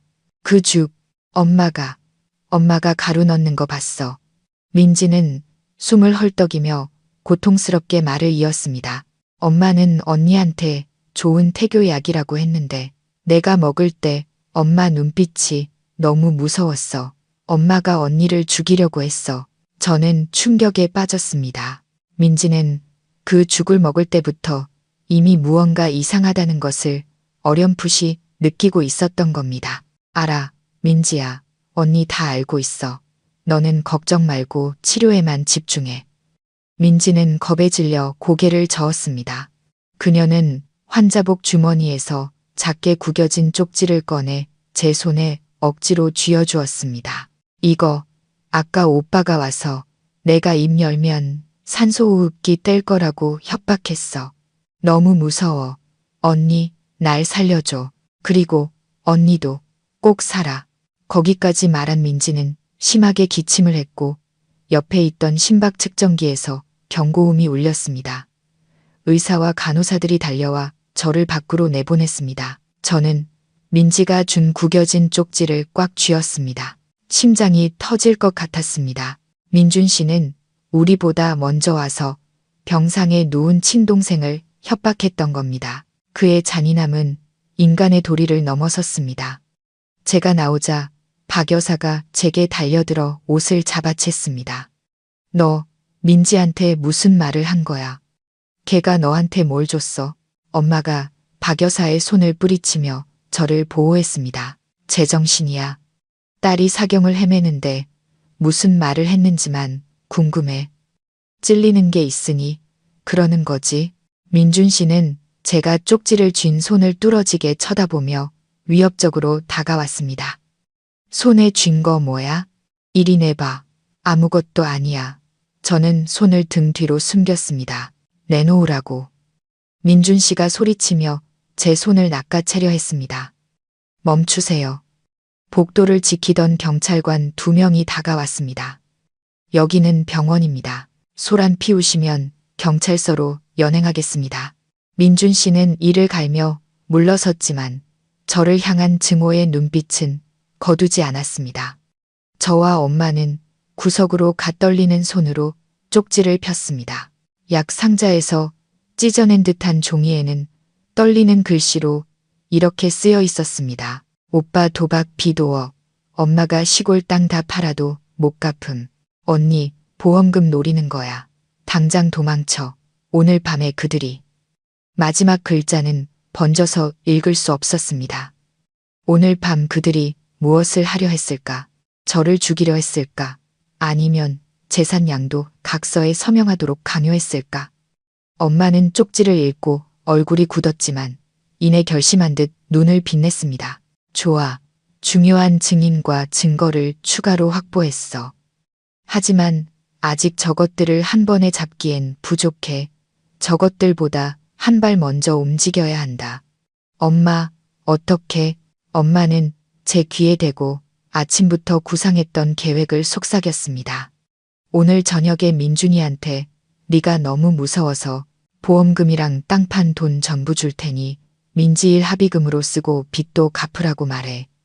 대신 확실하게 하기 위해 사채업자랑 친척들까지 다 부르자고 해. 돈으로 평화와 자유를 사고 싶다고 말하는 거야. 엄마, 진짜 돈을 주려고. 바보 같은 소리. 저것들한테는 가짜 돈을 줄 거야. 사채업자, 시댁 식구들, 그놈들까지 전부 한자리에 모으는 게 목적이야. 탐욕이 극에 달했을 때가 가장 방심하는 순간이거든. 그때가 바로 경찰이 들이닥칠 시간이다. 탐욕이라는 덫이 드디어 작동하기 시작했습니다. 저는 심호흡을 하고 나약한 눈물을 닦았습니다. 의자에 기운 없이 앉아있는 민준 씨와 박 여사에게 다가갔습니다. 제 얼굴은 두려움에서 체념과 어리석음으로 완전히 바뀌어 있었습니다. 오빠, 어머니, 드릴 말씀이 있어요. 오빠 빚 때문에 힘든 거 알아요. 어머니 걱정하시는 것도 알고요. 제가 가진 돈 전부 드릴게요. 대신 우리 가족 그냥 이대로 살게 해주세요. 박 여사와 민준 씨의 머리가 동시에 번쩍 들렸습니다. 그들의 눈에서 저는 후회나 연민이 아닌 다시 불붙은 탐욕의 눈부신 빛을 보았습니다. 그들은 미끼를 물었습니다. 하지만 과연 모든 일이 엄마의 계획대로 순조롭게 진행될까요? 민지가 경고했던 오늘 밤에 그들은 정말 무슨 짓을 하려 했던 걸까요? 제 입에서 돈이라는 단어가 나오자마자 박 여사와 민준 씨의 눈이 자동차 헤드라이트처럼 번뜩였습니다. 이전의 공포와 불안은 순식간에 사라지고 숨기지 않는 노골적인 탐욕이 그 자리를 대신했습니다. 정말이니 아가? 박 여사가 더듬거리며 다가와 제가 마음을 바꿀까 두려운 듯 제 팔을 꽉 잡았습니다. 네가 정말 민준이 빚을 갚아주겠다고? 민지 일로 더는 원망하지 않는 거고? 저는 고개를 숙이고 억지로 눈물을 짜내며 기어들어가는 목소리로 말했습니다. 원망해서 뭘 하겠어요, 어머니. 민지도 저렇게 됐는데 이제 이 가정을 지키는 게 중요하죠. 오빠 빚이 5억이라고 들었어요. 못 갚으면 온 가족이 위험하다면서요. 전 무서워요. 제 아이가 아빠도 할머니도 없이 태어나는 건 싫어요. 민준 씨가 벌떡 일어나 제 어깨를 잡고 흔들었습니다. 얼마나 있는데? 정확히 얼마야? 저는 흐느끼며 대답했습니다.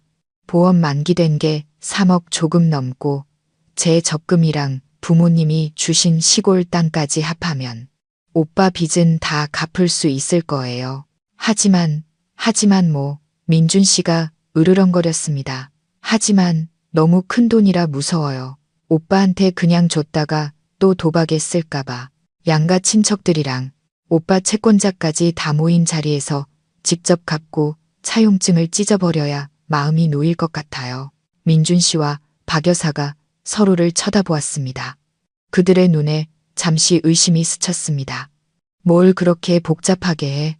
그냥 나한테 계좌이체하면 되잖아. 그때 엄마가 나섰습니다. 목소리는 슬펐지만 체념한 듯 단호했습니다. 민준아, 선아 말이 맞다. 그 돈 우리 부부가 평생 모아 선아한테 준 전 재산이야. 이제 내 목숨을 구하는 데 쓰겠다는데 최소한 빚이 해결되는 건 보여줘야지. 그리고 이참에 집안 어른들 모시고 조상님께 사죄도 드리고 앞으로는 정신 차리고 살겠다고 약속하는 게 어떻겠니? 엄마의 말은 그들의 허영심과 탐욕을 정확히 꿰뚫었습니다. 박 여사가 고개를 끄덕였습니다. 맞아요. 사부인 말씀이 옳아요. 민준아, 내 아내 말대로 해. 채권자 불러서 다들 보는 앞에서 돈 갚고 깔끔하게 끝내자. 그럼 내일부터 우리 집도 다시 화목해질 거야. 민준 씨는 잠시 생각하더니 고개를 끄덕였습니다. 그는 들뜬 목소리로 누군가에게 전화를 걸었습니다. 형님, 접니다. 민준이 돈 마련됐습니다. 내일 저녁에 저희 집으로 오세요. 차용증 꼭 챙겨오시고요. 네, 현찰로 준비하겠습니다. 저와 엄마는 의미심장한 눈빛을 교환했습니다. 물고기가 미끼를 물었습니다. 그것도 한 마리가 아니라 때로 말이죠. 우리는 병원을 떠났습니다. 민준 씨와 박 여사는 기쁨을 감추지 못했고 중환자실에 홀로 남겨진 민지는 까맣게 잊은 듯 했습니다. 집으로 돌아오는 길, 민준 씨는 제게 주스를 사주고 죽을 사주며 마치 어젯밤 저를 죽이려 했던 일이 없었던 것처럼 다정하게 굴었습니다. 그 위선에 소름이 돋았지만 저는 어리석고 순종적인 아내 연기를 계속해야 했습니다. 그날 저녁 집은 이상하게 활기가 넘쳤습니다. 박 여사는 민준 씨를 시켜 과일과 떡을 사오게 하고 자신은 제사상을 닦으며 조상님께 무언가 빌었습니다. 저는 방에서 땅 문서와 통장을 정리하는 척하며 실제로는 외삼촌과 문자로 연락을 주고받고 있었습니다. 외삼촌, 내일 저녁 7시에 모두 모여요. 민준, 시어머니, 사채업자, 그리고 증인이 될 시댁 친척들까지 인력 준비해 주세요. 제가 페이스북 비공개 라이브로 상황을 중계할 테니 정확한 타이밍에 들이닥쳐 주세요. 알겠다. 걱정 말고 침착하게 행동해라. 이미 다 배치해 놨으니 파리 한 마리도 못 빠져나갈 거다. 저는 안도의 한숨을 쉬고 휴대폰을 내려놓았습니다. 바로 그때 방문이 열리고 민준 씨가 따뜻한 우유 한 잔을 들고 들어왔습니다. 여보, 이거 마시고 힘내. 내일은 중요한 날이잖아. 민준 씨가 음흉하게 웃었습니다. 저는 우유잔을 보고 심장이 철렁했습니다. 이 안에 독이라도 아니면 수면제라도. 저는 애써 웃으며 잔을 받았습니다. 고마워요. 거기 둬요. 이따 마실게요. 지금 등기 권리증 찾고 있어서요. 민준 씨는 나가지 않고 옷장에 기댄 채 저를 빤히 쳐다봤습니다. 민지 일 때문에 나 원망하는 거 아니지? 난 정말 엄마가 그런 짓을 할 줄 몰랐어. 다 엄마가 노망나서 그런 거야. 그는 또다시 모든 죄를 어머니에게 떠넘겼습니다. 저는 구역질을 참으며 대답했습니다. 알아요. 당신은 내 남편이잖아요. 믿어요. 빚만 다 갚고 우리 다시 시작해요. 민준 씨가 만족스러운 듯 고개를 끄덕였습니다. 그가 다가와 키스하려 했지만 저는 기침하는 척하며 피했습니다. 피곤해서 좀 누워야겠어요. 민준 씨가 나가면서 등골을 서늘하게 하는 한마디를 던졌습니다. 아, 내일 저녁에 파출소에서 일하는 친척 삼촌도 오라고 했어. 공신력을 위해서. 그러니까 쓸데없는 짓 할 생각하지 마. 저는 그 자리에 얼어붙었습니다. 그 경찰이 그의 뒷배였을까? 아니면 저를 위협하기 위한 수단일까? 이대로라면 우리 계획이 실패할 수도 있었습니다. 저는 급히 엄마에게 문자를 보냈습니다. 엄마는 단 2글자만 답장했습니다. 더 좋지. 다음 날 저는 온종일 긴장 속에서 착한 아내 연기를 해야 했습니다. 박 여사는 5억 빚을 갚고 남는 돈으로 금을 살지 적금을 들지 계산하며 들떠 있었습니다. 저녁 7시. 집은 사람들로 북적였습니다. 시댁 친척들은 제가 전 재산을 털어 남편 빚을 갚아준다는 소식에 호기심과 질투가 섞인 눈으로 저를 쳐다봤습니다. 민준 씨가 말한 파출소 삼촌도 와서 거만하게 앉아 있었습니다. 그리고 그때 오토바이 소리가 요란하게 들리며 특별한 손님들이 도착했습니다. 온몸에 문신을 한 험악한 인상의 남자 3명이 들어왔습니다. 돈은 어딨어? 박민준, 오늘 다 갚는다고 했지. 대장으로 보이는 남자가 소리치며 헬멧을 테이블 위로 던졌습니다. 민준 씨가 저를 부르러 계단으로 뛰어 올라왔습니다. 선아야, 빨리 내려와. 다들 기다리잖아. 저는 거울 앞에서 옷매무새를 가다듬었습니다. 주머니에는 비공개 라이브 방송이 켜진 휴대폰이, 손에는 그들의 범죄 증거가 담긴 서류 가방이 들려 있었습니다. 저는 심호흡을 하고 계단을 내려갔습니다. 왔다, 내 아내. 돈 여기 있어. 민준 씨가 제 손에 가방을 보고 환호했습니다. 저는 방 중앙으로 걸어가 사채업자와 파출소 삼촌 바로 앞 테이블에 가방을 내려놓았습니다. 모두의 시선이 가방에 쏠렸습니다. 어서 열어봐. 돈 줘서 보내야지. 민준 씨가 가방을 낚아채려 했습니다. 저는 그의 손을 막고 그의 눈을 똑바로 쳐다보며 차갑게 말했습니다. 잠깐만요, 박민준 씨. 돈을 주기 전에 당신과 어머니, 그리고 여기 계신 모든 분께 보여드릴 특별한 선물이 있어요. 무슨 선물? 어머니의 잃은 환갑 선물, 그리고 당신의 송별 선물. 저는 주머니에서 리모컨을 꺼내 눌렀습니다. 거실의 대형 TV 화면이 갑자기 켜졌습니다. 그리고 첫 화면이 나타나자 박 여사는 비명을 지르며 의자에서 쓰러질 뻔했습니다. 안 돼. 당장 꺼. 저거 끄라고. 화면에는 어두운 밤. 박 여사가 냄비와 독약 봉지를 옆에 두고 필사적으로 땅을 파는 모습이 나오고 있었습니다. 연극은 끝났습니다. 이제 진실이 말할 시간입니다. 과연 이 끔찍한 범죄를 목격한 사람들은 어떤 반응을 보일까요? 그리고 궁지에 몰린 범인들이 무슨 짓을 하기 전에 경찰은 제 시간에 도착할 수 있을까요? TV 화면이 환하게 켜지며 어두운 뒤뜰의 끔찍한 광경을 생생하게 비췄습니다. TV 스피커에서 흘러나오는 소리는 방 안의 모든 소리를 압도했습니다. 화면 속 박 여사는 삽을 든 채 땅을 파며 저주를 퍼붓고 있었습니다. 이놈의 식충이 같은 년, 내가 이를 망쳤어. 왜 선아 그년이 아니라 내가 먹어서 죽어버렸으면 속이라도 시원하지. 쇠붙이가 흙에 부딪히는 소리, 독약 봉지가 구겨지는 소리까지 모든 것이 소름 끼치도록 선명했습니다. 박 여사는 비명을 지르며 바닥에 주저앉았습니다. 아니야, 내가 아니야. 당장 꺼. 거실은 아수라장이 되었습니다. 방금 전까지 저를 경멸의 눈으로 쳐다보던 시댁 친척들은 모두 입을 벌린 채 경악했습니다. 거만하게 앉아있던 파출소 삼촌은 손에 들고 있던 담배를 떨어뜨렸습니다. 민준 씨는 TV와 저를 번갈아 보며 얼굴이 새파랗게 질렸습니다. 그는 제게 달려들어 리모컨을 빼앗으려 했습니다. 당장 꺼, 이 미친년, 날 함정에 빠뜨려. 저는 재빨리 리모컨을 사채업자 쪽으로 던졌습니다. 덩치 큰 사채업자는 반사적으로 리모컨을 잡고는 저와 민준 씨 사이를 가로막았습니다. 잠깐 친구. 재밌는 영화 상영 중이잖아. 내 어머니 연기 좀 더 보자고. 민준 씨는 사채업자 앞에서 감히 움직이지 못하고 저를 죽일 듯이 노려보았습니다. 김선아, 당장 멈춰. 집안 망신 다 시킬 셈이야. 저는 비웃으며 또박또박 말했습니다. 망신이요. 당신들한테 그런 게 남아있긴 해요. 빚 갚으려고 아내와 뱃속의 손주까지 죽이려 한 사람들이 감히 망신을 입에 올려요. 거짓말 마.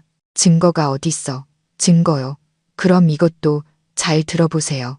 저는 휴대폰을 TV 스피커에 연결해 전날 밤 민준 씨와 박 여사의 대화 녹음을 재생했습니다. 민준 씨의 목소리가 방 안에 선명하게 울려 퍼졌습니다. 선아한테 보험금이랑 유산 합쳐서 3억이 넘게 있잖아요. 걔만 죽으면 제가 남편이니까 다 상속받는다고요. 엄마가 수면제를 다량으로 타서 주거나 영원히 입을 다물게 만들면 돼요. 공간은 얼어붙었습니다. 그 잔인한 말들은 방 안의 모든 사람에게 충격을 주었습니다. 친척들은 수군거리기 시작했고 어떤 이는 짐승만도 못한 애라고 중얼거렸습니다. 파출소 삼촌은 슬그머니 자리를 뜨려 했습니다. 잠깐만요. 제가 소리쳤습니다. 경찰이라는 분이 범죄 현장을 보고도 그냥 가시겠다. 제가 이 집에서 뇌물 받은 증거까지 인터넷에 뿌려드릴까요? 그는 그 자리에 얼어붙었습니다. 사채업자는 그제야 분노가 폭발했습니다. 그는 테이블을 걷어찼습니다. 이 개자식아, 돈 갚는다더니 마누라 죽여서 갚으려고 했어. 내가 사채업자긴 해도 살인에는 안 껴들어. 날 끌어들여. 그는 민준 씨의 멱살을 잡고 들어 올렸습니다. 민준 씨는 발버둥치며 애원했습니다. 형님, 살려주세요. 갚을게요. 저기 선아한테 돈 있잖아요. 사채업자는 민준 씨의 얼굴에 주먹을 날렸습니다. 민준 씨는 코피를 흘리며 바닥에 쓰러졌습니다. 박 여사는 아들이 맞는 것을 보고 사채업자의 다리를 붙잡고 울부짖었습니다. 우리 아들 때리지 마세요. 돈은 저기 저 며느리 가방에 있어요. 저거 가져가시고 우리 모자는 살려주세요. 이 와중에도 그녀는 저를 팔아넘기려 했습니다. 사채업자가 탐욕스러운 눈으로 제 가방을 보며 다가왔습니다. 아가씨, 남편 빚은 아내가 갚아야지. 그 가방 이리 내놔. 한쪽은 잔인한 남편과 시어머니, 다른 한쪽은 흥분한 사채업자들. 저는 홀로 그들 사이에 서서 가방을 꽉 껴안았습니다. 이 안에는 돈 없어요. 경찰에 제출할 증거만 있을 뿐이에요.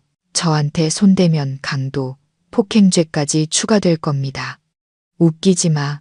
사채업자가 가방을 낚아채려 달려들었습니다. 그의 손이 제게 닿으려는 순간 문 밖에서 쾅 하는 굉음이 들렸습니다. 대문이 부서지고 요란한 사이렌 소리와 함께 경찰차가 돌진해 들어왔습니다.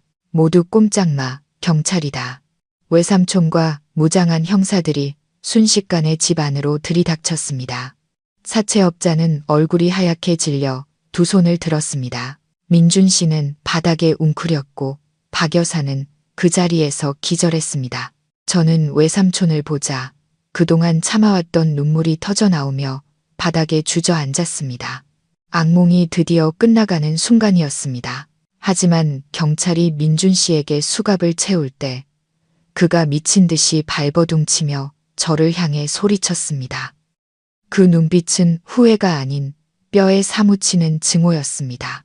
이 나쁜 년, 네가 이긴 것 같아? 내 뱃속의 애가 누구 씨인 줄 내가 모를 것 같아. 내가 널 죽이려 한 건 돈 때문만이 아니야. 내가 바람피워서 그런 거라고. 그 말은 혼란스러운 현장 한가운데 떨어진 폭탄과도 같았습니다. 모든 시선이 제게로 쏠렸습니다. 제 뱃속의 아이는 누구의 아이란 말인가? 이것이 그의 마지막 발악일까? 아니면 제가 알지 못하는 또 다른 끔찍한 비밀이 있는 걸까? 민준 씨의 마지막 말은 혼란 속 제 심장을 꿰뚫는 독침과도 같았습니다. 그의 눈은 광기와 증오로 가득 차 있었습니다. 외삼촌마저 놀라 저를 쳐다봤고 구석에 있던 친척들은 다시 수군거리기 시작했습니다. 기절했다. 깨어난 박 여사는 아들의 말에 힘을 얻은 듯 저를 향해 손가락질하며 악을 썼습니다. 경찰, 나리들, 들으셨죠? 전현이 바람나서 우리 아들이 홧김에 그런 거라고요. 저건 정숙하지 못한 년이에요. 저는 그 자리에 얼어붙었습니다. 평생 남편밖에 모르고 살아온 제게 사람들 앞에서 저런 모욕적인 누명을 씌우다니 분노가 목구멍까지 차올랐습니다. 민준 씨, 미쳤어요. 이 아이는 당신 아이야. 당신이 직접 같이 병원 가서 초음파 사진까지 봤잖아. 제가 울부짖자 민준 씨는 미친 사람처럼 비웃었습니다. 내 아이라고. 3개월 전에 내가 출장 갔을 때 너 옛날 남자친구 만났지? 내가 문자 메시지 다 봤어. 감히 내게 거짓말하고 남의 자식을 키우게 하려고. 그래서 널 죽이려 한 거야. 바람난 아내를 둔 남편이라는 오명보다는 살인자라는 이름이 낫지. 저는 3개월 전 대학 시절 사귀었던 남자에게서 잘 지내냐는 안부 문자를 받았던 기억을 떠올렸습니다. 저는 정중하게 답장하고 바로 차단했습니다. 민준 씨가 그걸 훔쳐보고 병적인 의심을 키워 자신의 범죄를 합리화하는 구실로 삼을 줄은 꿈에도 몰랐습니다. 그만해, 외삼촌이 소리쳤습니다. 박민준, 당신은 지금 살인 미수 및 독극물 은닉 혐의로 현행범 체포되는 거야. 당신의 망상으로 죄를 덮을 수는 없어. 할 말 있으면 경찰서 가서 해. 망상이 아니야. DNA 검사를 요구한다. 내 아이가 아니면 사기꾼은 김선아 전현이야. 민준 씨는 끝까지 발악했습니다. 박 여사도 바닥에 드러누워 떼를 썼습니다. 맞아요. 검사해야 해요. 우리는 남의 씨를 키울 수 없어요. 비참하고 추악한 광경이었습니다. 저는 심호흡을 하고 눈물을 닦고 민준 씨 앞으로 다가갔습니다. 저는 그의 눈을 똑바로 쳐다보며 단호하고 분명하게 말했습니다. 좋아요. 지금 당장 DNA 검사합시다. 경찰 감독 하에 병원에서 하죠. 만약 이 아이가 당신 아이가 아니면 내가 모든 죄를 뒤집어 쓰고 내 전 재산을 당신에게 주겠어요. 하지만 만약 당신 아이가 맞다면 당신은 살인자일 뿐만 아니라 세상에서 가장 비열한 아버지, 자신의 핏줄을 탐욕과 의심으로 죽이려 한 쓰레기가 되는 거예요. 제 단호한 태도에 민준 씨는 주춤했습니다. 그는 어쩌면 마음속 깊은 곳에서는 자신이 거짓말을 하고 있다는 것을 알고 있었을 겁니다.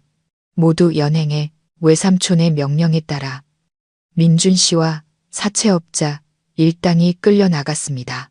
박 여사는 경찰차를 따라가며 울부짖다 길에 주저앉았습니다. 친척들은 부끄러운 듯 뿔뿔이 흩어졌습니다. 텅 빈 집, 저는 계단에 주저앉아 온몸을 떨었습니다. 엄마가 달려와 저를 껴안고 함께 울었습니다. 엄마, 내가 이겼어. 근데 왜 이렇게 마음이 아플까? 저는 이겼지만 그 대가는 너무나 컸습니다. 제 뱃속의 아이는 태어나기도 전에 아버지에게 버림받았습니다. 다음 날 아침 이 사건은 동네 전체에 알려졌고 인터넷 뉴스에도 실렸습니다. 저는 엄마와 함께 병원으로 민지를 찾아갔습니다. 민지는 위기를 넘겼지만 독극물 후유증으로 기억이 오락가락했습니다. 저를 보자 민지는 겁에 질려 중얼거렸습니다. 언니, 도망쳐. 죽에 독이 있어. 저는 그저 신우이를 끌어안고 울 수밖에 없었습니다. 경찰서에서 민준 씨와 박 여사는 명백한 증거 앞에 모든 죄를 자백했습니다. 곧이어 발표된 DNA 검사 결과 뱃속의 아이는 100% 민준 씨의 친자였습니다. 결과를 받아든 민준 씨는 고통스럽게 울부짖으며 벽에 머리를 박고 자살을 시도했지만 제지당했습니다. 그는 뒤늦은 후회의 눈물을 흘렸습니다. 사건은 마무리되었지만 제 인생은 이 잿더미 위에서 이제 막 다시 시작해야 했습니다. 앞으로 저는 어떻게 살아가야 할까요? 그리고 가엾은 신우이 민지는 다시 평범한 삶을 찾을 수 있을까요? 6개월 후 가을 아침이었습니다. 저는 창가에 앉아 잠든 제 아들을 바라보고 있었습니다. 아이의 이름은 아난이라고 지었습니다. 평안한 삶을 살라는 제 모든 소망을 담아서요. 한 달 전 민준 씨와 박 여사의 재판이 있었습니다. 민준 씨는 살인 미수 혐의로 징역 15년을, 박 여사는 공범 혐의로 7년을 선고받았습니다. 저는 그들을 보며 통쾌함보다는 깊은 슬픔을 느꼈습니다. 재판이 끝나고 저는 이혼 서류에 도장을 찍었습니다. 아픈 기억이 가득한 신혼집을 팔고 친정으로 돌아왔습니다. 보험금과 땅, 판 돈으로는 작은 꽃집을 열었습니다. 매일 아침 꽃시장에 가서 싱싱한 꽃을 사고 손님들과 소소한 이야기를 나누며 평온한 일상을 되찾았습니다. 웃음도 다시 찾았습니다. 시누이 민지는 외가 친척들이 사는 시골로 내려가 요양 중입니다. 기억은 아직 온전치 않지만 건강은 많이 회복되었다고 합니다. 저는 매달 민지를 위해 생활비를 보내주고 있습니다. 그녀 역시 이 비극의 가장 큰 피해자이니까요. 어제 교도소에서 민준 씨의 편지가 왔습니다. 그는 구구절절 후회와 반성을 늘어놓으며 아들의 사진이라도 한번 보게 해달라고 애원했습니다. 저는 편지를 읽고 조용히 서랍에 넣어두었습니다. 용서에는 시간이 필요하고 제 상처는 아직 아물지 않았습니다. 오늘 제 꽃집에 특별한 손님이 찾아왔습니다. 그날 밤 응급실에서 저를 도와주었던 의사 선생님이었습니다. 그는 해바라기 꽃다발을 들고 환하게 웃었습니다. 사장님, 개업 축하드립니다. 정말 대단하세요, 선아 씨. 저는 그에게 따뜻한 국화차를 대접하며 미소 지었습니다. 감사합니다. 선생님 같은 좋은 분들을 만난 건 제게 큰 행운이었어요. 우리는 미래에 대한 이야기를 나누었습니다. 창밖으로 비치는 따뜻한 가을 햇살처럼 제 마음에도 희망이 싹트고 있었습니다. 끔찍했던 전복죽 사건은 이렇게 막을 내렸습니다. 이 이야기를 통해 우리는 탐욕이 얼마나 무서운 결과를 낳는지, 그리고 역경 속에서도 꺾이지 않는 한 여성의 강인함이 얼마나 위대한지를 보았습니다. 인생의 폭풍우가 몰아친 후에도 친절함과 용기를 잃지 않는다면 행복의 새싹은 반드시 다시 돋아날 것입니다. 구독자 여러분의 삶에도 언제나 따뜻한 햇살이 가득하기를 바랍니다. 감사합니다.